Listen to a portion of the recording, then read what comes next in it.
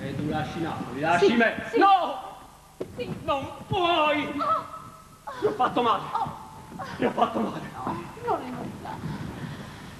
Per ora vattene, però. Come puoi lasciarmi?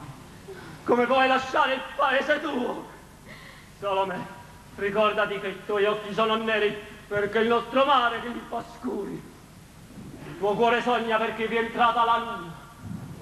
La tua anima canta perché l'aria e il cielo di Napoli che cantano. Guarda e dimmi se si può lasciare tutto questo.